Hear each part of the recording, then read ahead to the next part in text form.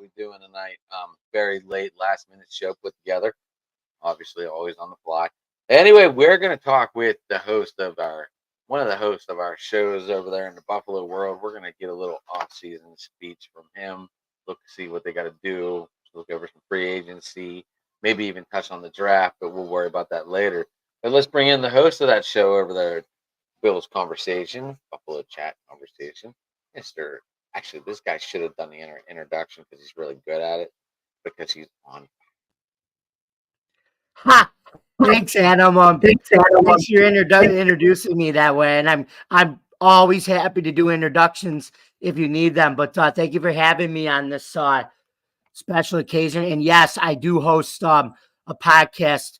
Audience, it is called the Buffalo Sports Conversation Room. I do it with one of our fellow co-hosts on this show. His name is Mr. Joe Dalio. We just finished season 1 of our thing last week. And before we get into season 2, starting with the drafted training camp, we're also going to be hosting a baseball podcast with called the New York Baseball Show, where I'm a Yankees fan and he's a Mets fan, and we pool our pool our brains together, and we kind of figure out and learn more about what the Yankees and Mets are going to do on the baseball side. But yeah, I can't wait for to continue the Bills podcast when the draft and when training camp starts. We had an excellent first season, so yeah, thank you again, Adam, and can't wait to talk about here what the Bills got to do in free agency and what they need to do in the draft. Right. So let's start right off the bat. It looks like they're going to have about 10 to 15 million to spend, but one guy to re-sign him might cost 13.5 from what I was reading up, and that would be a key wide receiver on your team named Gabe Davis, who unfortunately, I don't know if you noticed this or not, James, but he had the same almost identical stat line from 2022 that he had in 2023. And that was in 2022 with Josh Allen with a hurt arm for almost all the way down the stretch, pretty much. Does that concern you at all? If it didn't concern Josh Allen, if it didn't concern his shoulder when reporters asked him, it doesn't really concern me because when Davis was playing that great in 22 and 23, we didn't have the running game we had. We didn't have some guy named James Cook in the backman. We also didn't have some guy named Dalton Kincaid who could be a superstar tight end. But no, as far as the injury, I mean, Josh is a big, tough guy. Injuries like that don't usually affect bigger guys like that. I was talking more of the stat line of Gabe Davis was putting up identical numbers in the same 22 and 23, almost identical numbers, the same. I was just wondering if that was a concern for you in the signing him, or is he a key part of the offense? Honestly, I like Gabe. I wish him well at whatever he does, but last year you could clearly tell he was being used as a decoy, like more in like the running, in more like blocking for the running game and not really being targeted as much. And then some guy by the name of Khalil Shakir, who they also drafted, is kind of playing Gabe Davis's role now as the number 2. And it was yesterday, Gabe Davis kind of made a goodbye tweet to Bills Mafia, basically knowing that they're not going to re-sign him, and he basically knows he's going to be gone next month. So that's going to be one year gone. So that's going to open up. Well, it will keep you in that 10 to 15. Are you seeing 10 to 15 available to spend on free agency?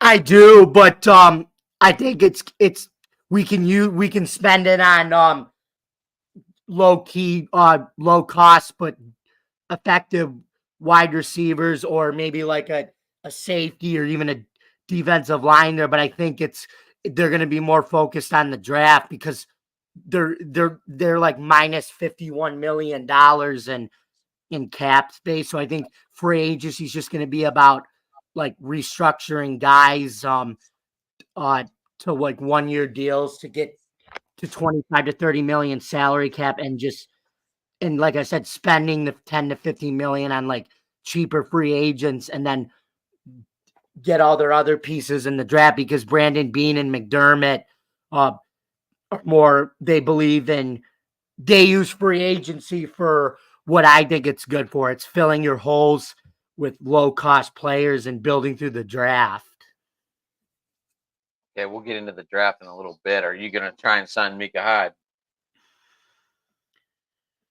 I think they do because he's projected like I said, he's a free agent now, but obviously Jordan Poyer, who's his teammate and basically his best friend on the team, also has 1 year left. And I don't see I just don't think there's a world where Jordan Poyer can't play without Micah Hyde. So I think they re-signed Micah Hyde to a 1 year deal so him and Poyer can finish out their 1 year deals and retire as a package. They came as a package in 2017, and I think they're going to leave as a package as well. Okay. So yeah, I would re-sign Micah Hyde. Would you look into Leonard Floyd and AJ Epenesa? Well, here's the thing. I don't think we're going to be able to sign both.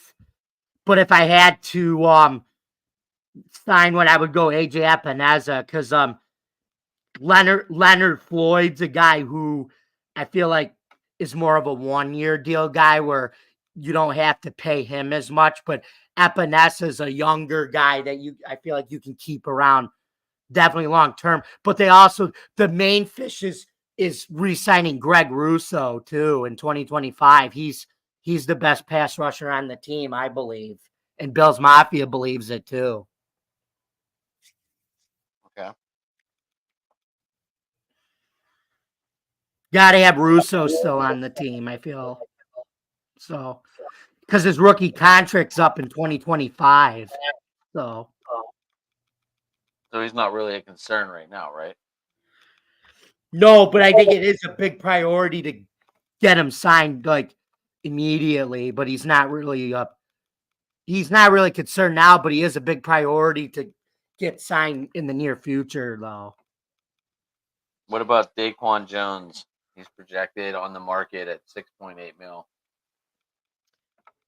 Either you let him go, or like I said, sign him to another 1 year deal to stay on the team because he was good at stopping the run last year. So, and the thing is the reason why I like these 1 year deals is because signing a vet to like a 1 year minimum salary is actually cheaper than having to draft rookies because the rookie contracts are actually more expensive than the 1 year deals by veterans. But you guys aren't going to have money to sign these guys, right? Well, right now, but unless like I said, we got the real big thing is obviously restructuring Diggs's deal or trading him. They can't release him straight up because they have a huge cap penalty and dead money they're going to have to pay him if they just straight up release him. So it's either they restructure his deal and he takes like 15 or 16 million up front for like a year, or they trade him to like the Giants or to another team to get an extra first round pick in the draft. Was anyone going to want that contract? Was anyone going to want that contract?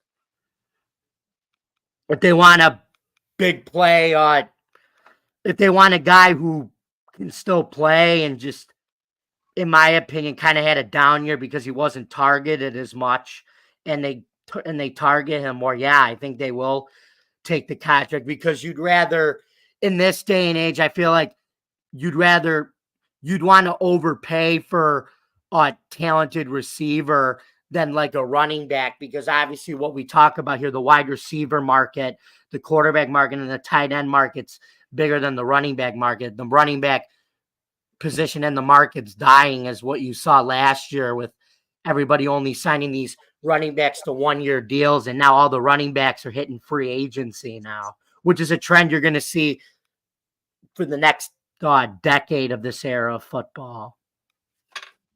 Well, we'll get into that talk later, but looks like Saquon Barkley had a goodbye tweet today too to the Giants.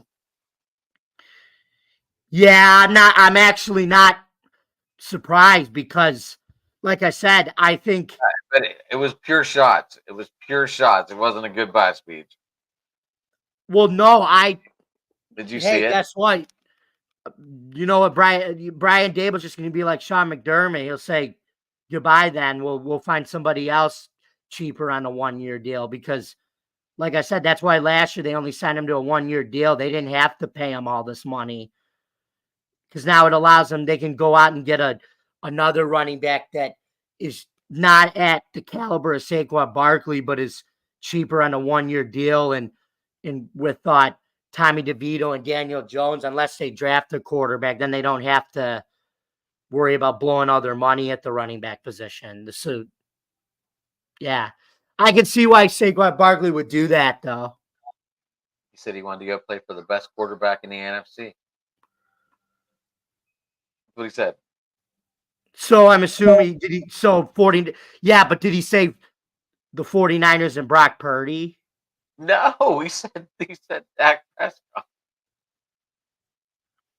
Yeah, my mother doesn't want him to go to the Cowboys, though. I just think he's a great running back, but like I said, I don't think they need him. Like when you got Tony Pollard, I don't think him and Pollard would mesh well together. They'd be fighting over who would get more carries, I think. We'll see. We'll see. Okay, what about Dane Jackson?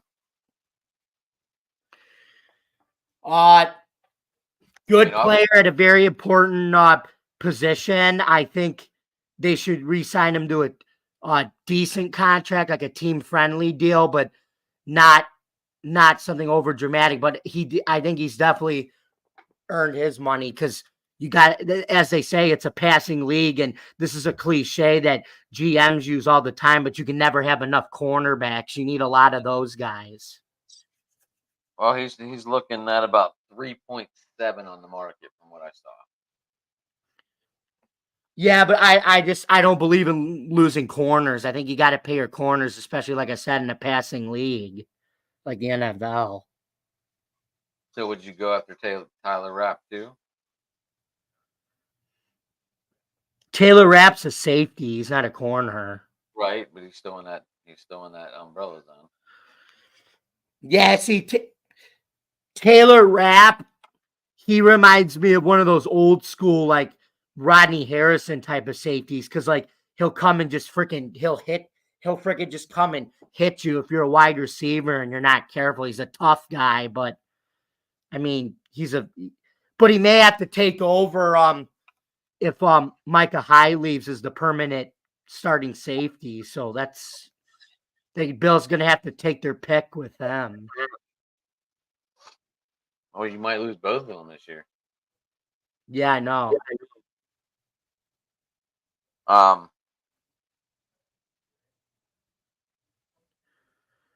Trent Sheffield. Oh, Trent Sherfield? Yeah, that's Sheffield. Sorry. Is there anyone else on this team that's a free agent this year that you would be looking into that you would want to sign?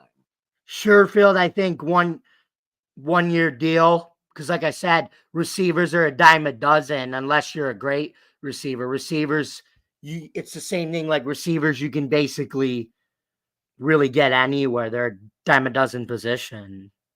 What about Latavius Murray? I don't think he's coming back because I'm hearing the Bills are looking to pick up a running back and free agent that they can sign to like a cheap 1-year deal to complement James Cook. I mean, Murray did have a good year, but he's 33, and I don't think he can. He like I said, I don't think he's gonna last for more than a year. So I don't think they should re-sign him. Okay. When, like I said, there's good young, there's still some good big name vets out there that they can get on a 1-year deal. Like I said, you said the Cowboys could get AJ Dillon. what about the Bills? I mean, think about it. He played. He already knows the type of like because Green Bay is like a blue collar city with cold weather in the winter, and he already knows how to run big and hard through cold weather. And I feel like his running style would fit Buffalo like it fit Green Bay. I would like to see AJ Dillon in Buffalo. That probably wouldn't be a bad move. Like I said, But I think his running style could complement James Cook's speed really well. so you're hoping they Because target. this is what AJ Dillon reminds me of that he's more he's more like the Jerome Bettis or the Sean Alexander type of back. That old school big power back, but actually has quick feet for his size too. You guys have one of them in Marshawn Lynch? Huh? Didn't you guys have a big power back in Marshawn Lynch? Yeah, we did, but obviously that's when we didn't have McDermott and I'm Brandon just going Bean after like I was just looking at guys that would maybe match Dillon that would compare to. right. We did have Marshawn Lynch, but that was when we were in the drought years and the team was just not good. The culture wasn't very good. Gotcha. You I guys love are Speaking of Marshawn Lynch, though, did I tell you what I saw him do against a game against the Cincinnati Bengals? This was really cool. So it was the fourth quarter, and they were losing. They were losing by 2 points to the Bengals, and Steve Fairchild was the offensive coordinator at the time. Marshawn Lynch, they called a halfback pass, and he threw it to Robert Royal for the touchdown. So they took a 5-point lead, and then the Bills got the ball back with like 4 minutes left, and or with like 2 minutes left, and Marshawn Lynch took the ball, and it looked like he was going to get tackled, and he went 56 yards for the touchdown. They won by 12 points, so he scored 2 of their touchdowns that quick after being down by 2 in the fourth quarter. It was his rookie year, 2007 for the Bills. That's awesome. I was at the game. This is when I was at the game with my dad. This is when he used to get season tickets. Oh, good game to be at. Yeah, that's when Dante Whitner put Ocho Cinco on a stretcher, and they had to put Ocho Cinco on the ambulance. I remember that. Wow, I don't remember that. I figured I would though. No, but like Dante Whitner, they used to call him Dante Hittner. Between defensive end and defensive tackle, you have 7 free agents. Not that position. Yeah, that like I said, that's a position where on those they can all sign them to 1-year deals, or like I said, they're gonna have to replace them with rookies in the draft. And like the but when we get to that point, there is one interior D lineman I want them to get, and I like him because he's a big boy, but we're gonna save that for later. The kid from Texas. Is that for the draft? Yeah. I think everyone wants that guy. I think he's number 90 on the Texas. The big boy, Tavondre Sweat. Yeah, he's on everyone's draft board. Yeah, he's 6'4", 362 pounds, and he reminds me of a Ted Washington type of guy. Like big, just a big guy that you can't run through. Or like a Pat Williams or a Sam Adams type.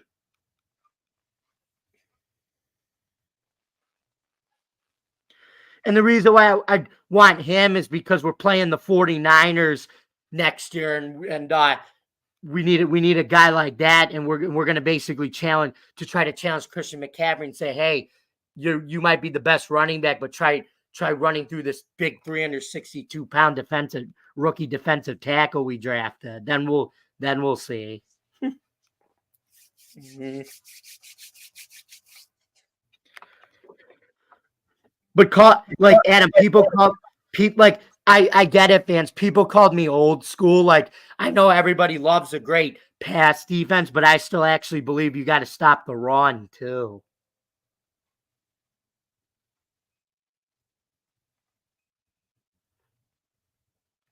because that's what happened to the. Look what happened to the Cowboys. Yeah, their pass defense was good with You're Micah. you're What? saying hold on. You're saying that the Bills should go after defense in the draft?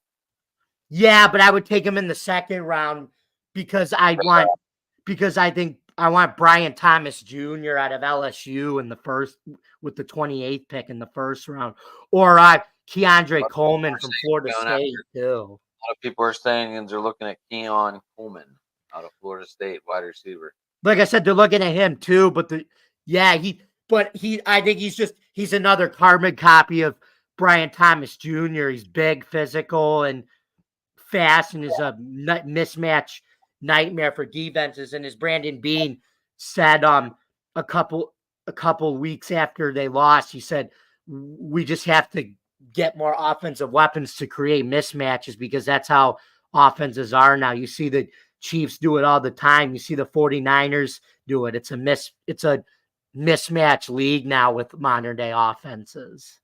6'4", 215 pounds. Yeah. At 68 catches, I believe, for 653 yards. He ran a 4.4. I think his 40 time they project him to run a 4.45 for a guy that big, which is pretty good. DK Metcalf speed. Huh? DK Metcalf speed.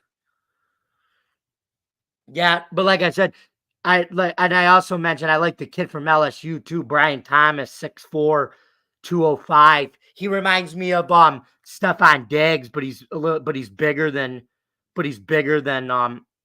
Diggs and can create yards after the catch and can catch down the field like Diggs does. They're also saying that Jackson Powers / Johnson, center out of Oregon, is someone you guys are looking at too.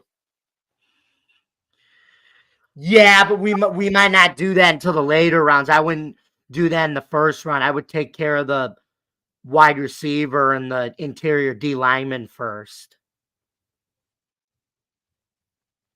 But center, with that being said, though, center is probably still one of the most important positions in football. It's just not talked about. I wouldn't be mad if we did take him too.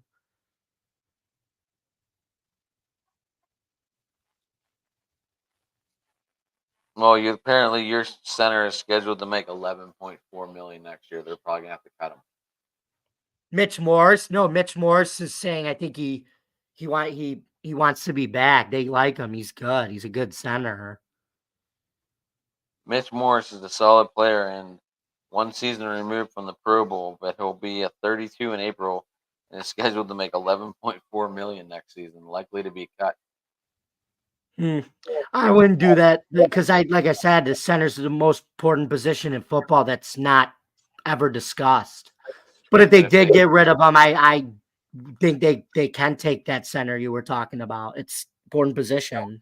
Open up a lot of money on the board. Well, at least get you in. They could cut him, but like I said, they could restructure his deal too, Mitch Morris. So it's like Matt Milano. Matt Milano took a pay cut to stay with this team, and then they signed him a big deal. The guys that want to be on this team, like that's a lot of the Bills' mottos. A lot of these guys could go to other teams that take more money, but they're actually willing to take pay cuts to stay on the team. That's what happened with Matt Milano, and then he ended up getting his payday. So that Powers dude, 6'3", 334 pounds. That's the guy from the Pittsburgh Panthers, right? No, that's the Oregon guy. Wait, how you said 6'3", 334 as a center? That's a big center. That's a big anchor. That's a guy that creates some holes for Cook and whoever the other running back will be.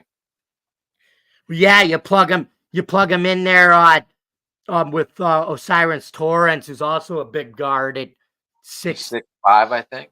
Yeah, 347. That's huge. Yeah, he was the reason why James Cook ran well too. So yeah, keep adding those big hosses on the offensive linemen too to help with the run game.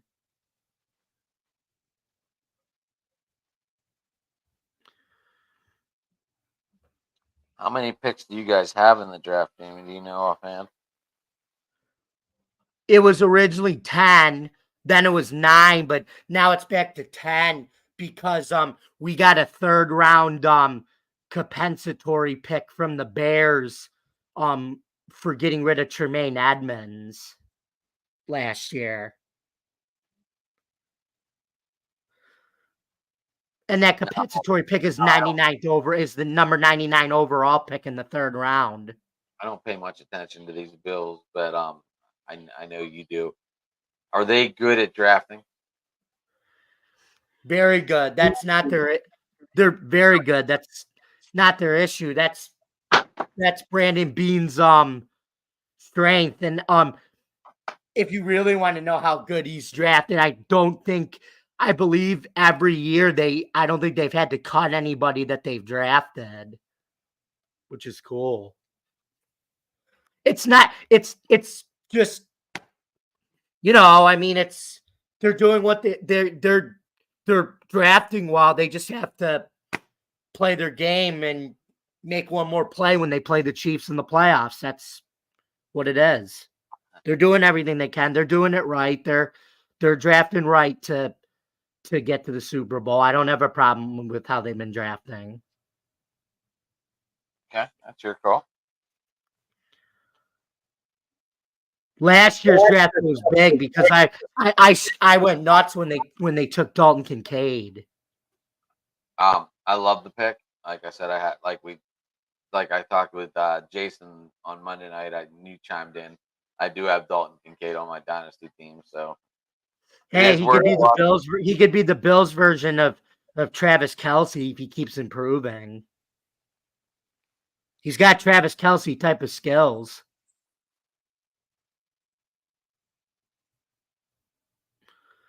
I think he's got a little bit of Gronk in him too, just smaller.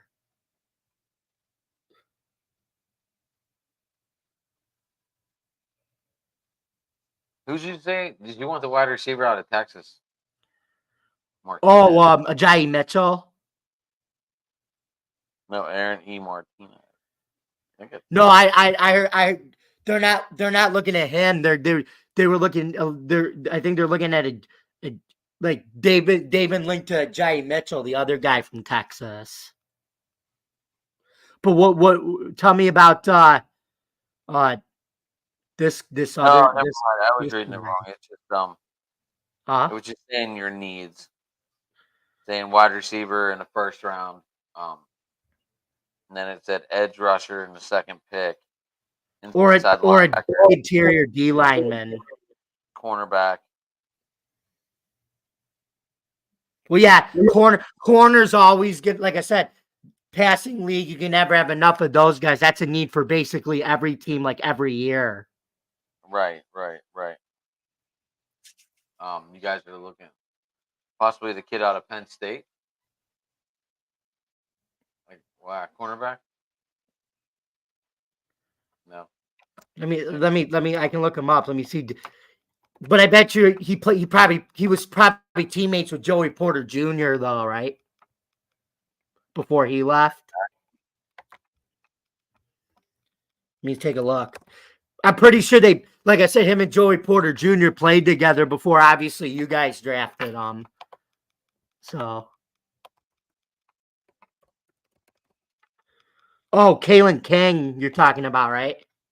Number 4? Yeah, Kalen King. Yeah.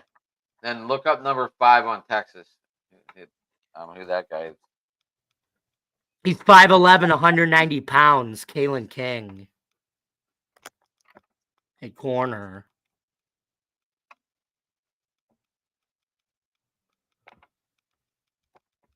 Only 21 years old. He's only going to be 21 in the draft. But let me see, what's the Texas receiver? What was his name again? His number was number 5. Yeah, that's Adonai Mitchell. That's who I was talking about. Okay. Yeah, he's more like he's not your big bodied, Diggs or like Jarvis Landry, Odell type of receiver, but he's kind of like a mid-size 6'4", 196, but he does have number one ability. But the one thing about him is he's super fast, which is good too. What was the edge rusher you were talking about? Talking about No, he's a defensive tackle. Right. But it's saying the edge rusher that you guys should be looking at is from Alabama, number 15. Is that Dallas Turner? This is how out of date I am with known college football players. Let me see. It might be Dallas Turner, number 15. Yeah, it's Dallas Turner. He's a linebacker. He's not a. Yeah, he's a linebacker. Says he's an edge rusher. Yeah, but he was listed as a linebacker for Alabama. It's the same thing. Right. And then looks like out of Illinois, number 54 for an inside linebacker.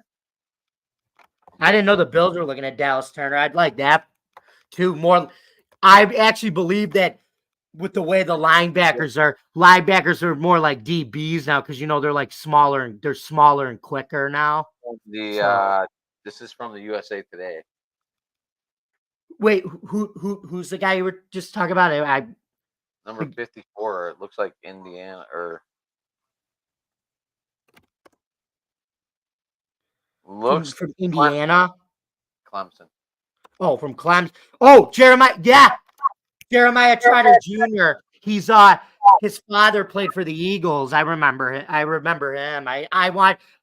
wanted my mock draft. Sorry, that I was writing for DivineTakesFootball.com. I had them go into the Bills at 99 overall with their third round compensatory pick. I love Jeremiah Trotter Jr. 6'4", 230 pounds. He's got the bloodlines of his father, Jeremiah Sr. He's a tough guy. He can rush the passer. He's fast. He can even stop the run too. So he's a do-it-all linebacker. You guys are also looking at. They're saying you should look at this safety out of Minnesota, number 27. Oh, you definitely should look at safety for Minnesota. Look no further. Antoine Winfield Jr., right? So you know who that is? The safety from Minnesota. Let me see. Let's take a look. I'm putting you on the spot tonight. Your computer's like hating me. Yeah, but I have the technology here to do this, so.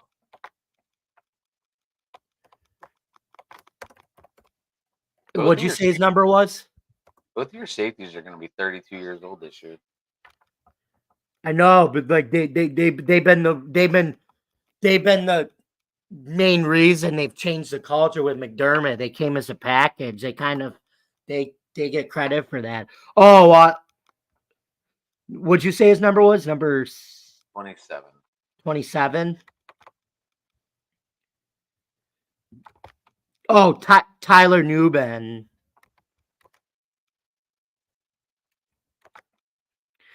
Yeah, this says he was named first team All-American by Sporting News back on December 13th. That's what Sports Illustrated wrote.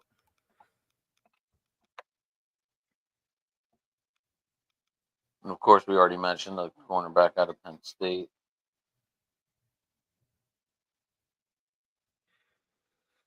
Yeah, look, he's cut out of the Antoine Winfield Jr. mode. Plays well in coverage, can intercept the ball. He's just a smart kid. And don't forget, Antoine Winfield Jr. is his old man played for the Bills back in the late 90s. Antoine Sr.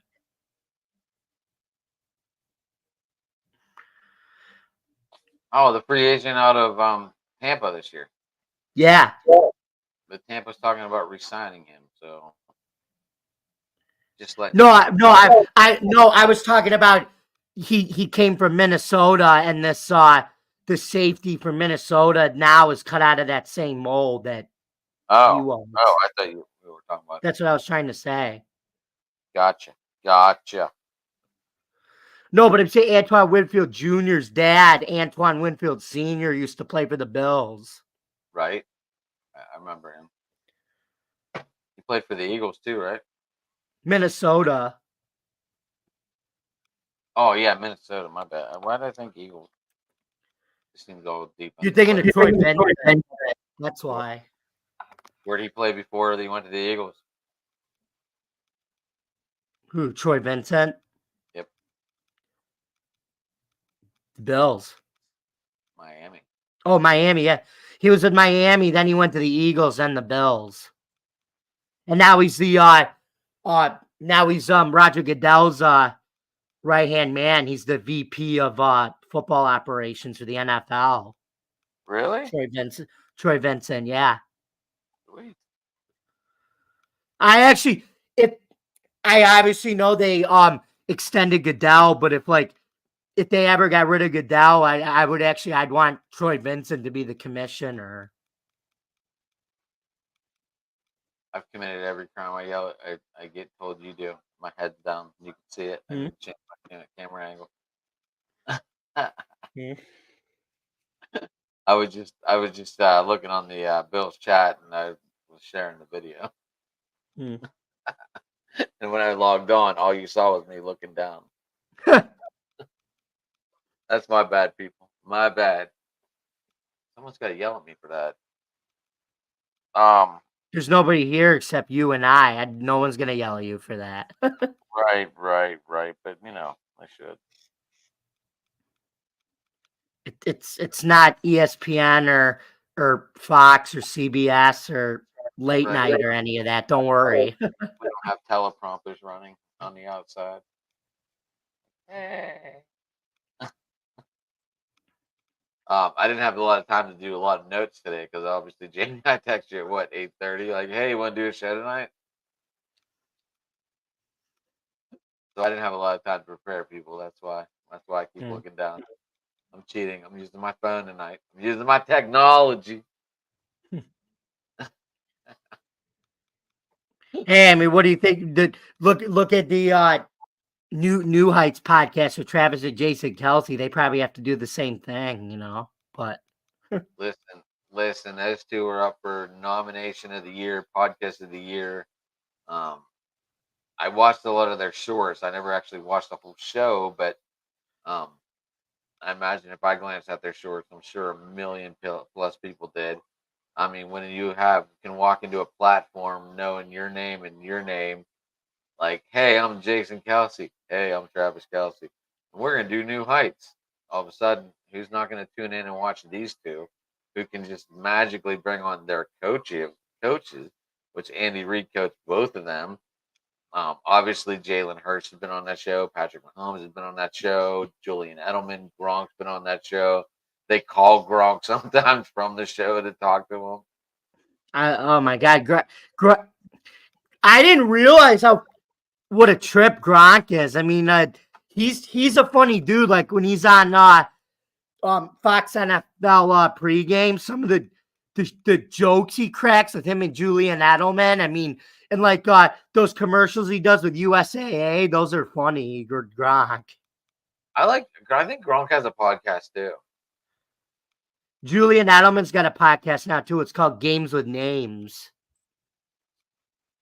So yeah, I mean, it's just fun.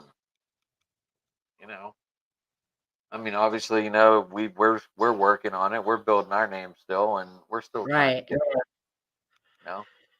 there. Yeah, but I mean, Anna, you probably don't listen to this podcast though, because like you're a guy and everything. But did I tell you I listened to Aaron Andrews and Carissa Thompson's podcast too?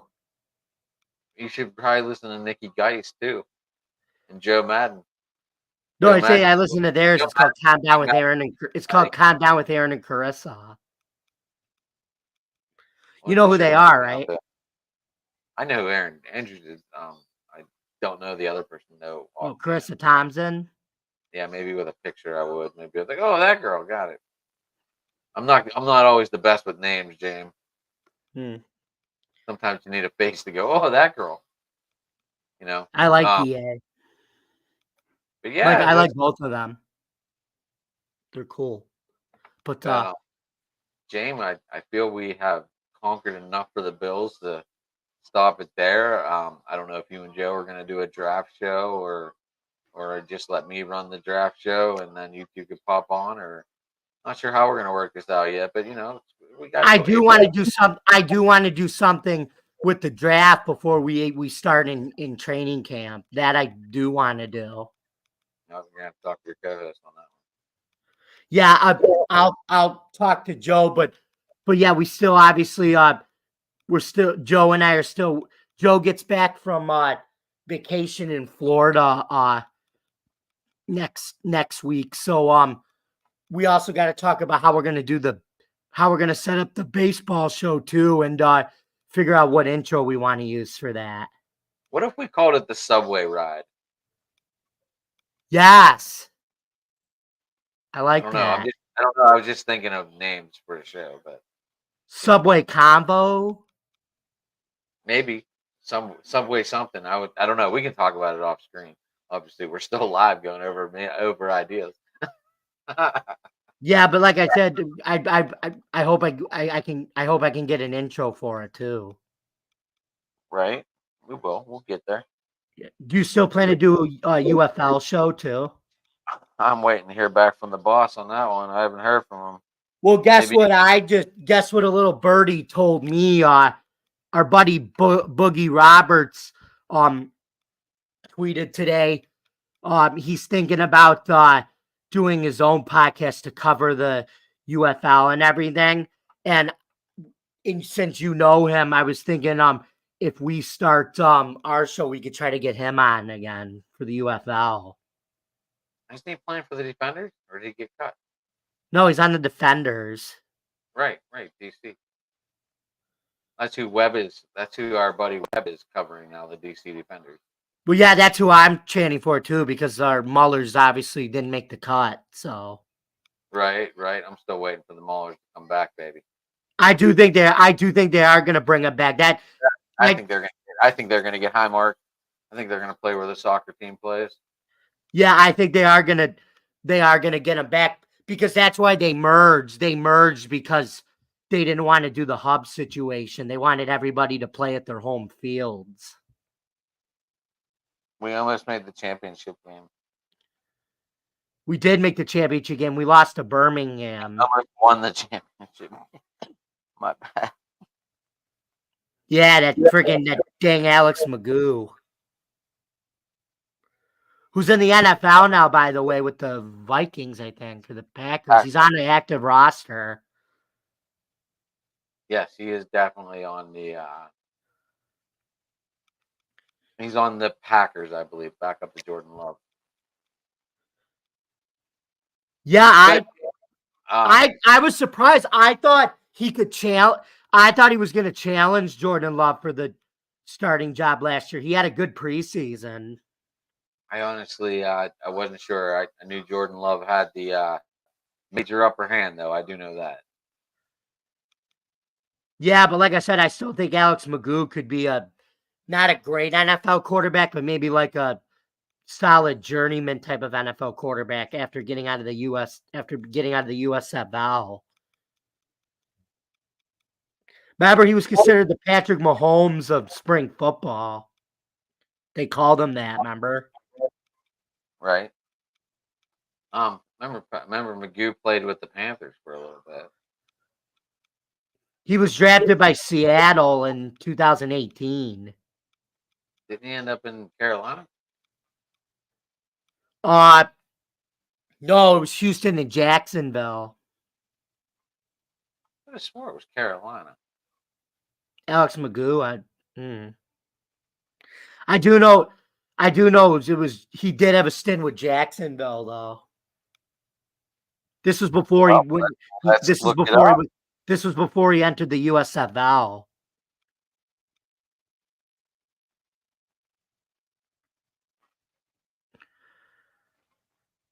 He played for Florida Atlantic when he was in college, the Florida Atlantic Owls. Never mind. Seattle, Jacksonville, Texans. You're right. Mm-hmm. then back to the Seahawks, Mm-hmm. and then Birmingham for 2 years. And now he's still with the Vikings. That just sucks, though. He never got the opportunity to take over for Russell Wilson, though, you know? That's a thing. At the Right. time. You're talking about Russell Wilson coming to Pittsburgh. I'm losing my mind. I think that'd be horrible. Yeah, but I don't think he's going there to start. I think he's there as a bridge guy. I hope they does not come there. And yeah, but like I said, if he does, I don't think he's gonna start. I just think he could be a bridge guy for Kenny Pickett's development. You're not going to Really. pay that much money to be a backup. Well, no, but I'm saying like he's already been a backup, and I mean at this point he could be a guy that, mentors Pickett, a guy that Pickett could talk to about certain things. He just seems like a guy that doesn't want to be a backup, though. Hmm. That's just me. Even though I think he would be a good mentor. He would be a good mentor though for Kenny Pickett, I think. Right. Mhm. I don't really know. It's kind of like when Aaron Rodgers came in. Like Aaron Rodgers was obviously supposed to start, but he still was gonna also try to be a mentor for Zach Wilson too. Right. Well, Right. James, Mhm. we got up to the draft. We went over what we think is going to happen for the Bills in the draft, and before we cut out, is there anything else you'd like to say? We can talk out. We can talk off screen. Yes, guys. Thank you for listening to this about the Bills free agency and the draft stuff. And thank you so much for continuing to support my Bills Chat podcast. As I said, we just finished the first season last week. We've been building a following there, and the people who've been listening to us, your comments have been great. We really enjoy you tuning in and listening to me and Joe talk about what's going on at Orchard Park and what we need to do to finally get our first Super Bowl before we move across the street to a new stadium in 2026. But that's another conversation too. So don't stop believing and always believe. And remember the pit where they're building the new stadium. That's where we fall into. But anyway, you could follow me on social media at Jamie Malloy, the unbiased journalist, at DJ Dogtags, and also Bills Chat 1 at Bills Mafia Chat on Twitter X, or as I like to call it, the platform formerly known with the blue Twitter bird logo. And you can also follow me on DefiantTakesFootball.com, where I'll be writing, where I write stories about the Bills, Syracuse football, and spring football. And just a reminder, folks, the spring football, the first season of the merged USFL starts Saturday, March 30th at 1:00 p.m. on Fox, when the defending XFL champion Arlington Renegades host the defending USFL champion Birmingham Stallions. Kickoffs at 1:00 in Arlington, and as they say, everything's bigger in Texas. And as I said, thank you for listening to my Bills podcast, and also don't be afraid to come over and listen to my new baseball podcast, as I mentioned, with Adam, and that's also going to be with Joe Dalio, my Bills co-host.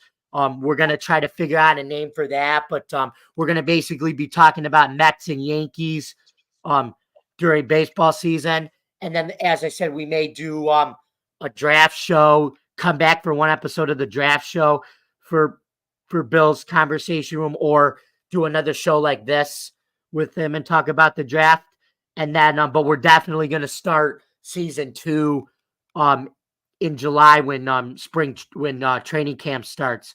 So yeah, thank you everybody. And remember, folks, as the great Chris Berman says, no matter what they say about the Bills, they can talk about wide right. They can talk about the 17-year drought. They can talk about Music City Miracle. But one thing is for certain, nobody circles the wagons like the Buffalo Bills. See you next time, folks. Hey, this is Sports Talking It. You can find me on Twitter, formerly known as the Bluebird, as Jamie just called it. At Sports Talking It, obviously. You can also find us on Driving to the Top Productions on YouTube. Look for Phoenix as the emblem, as the little mascot.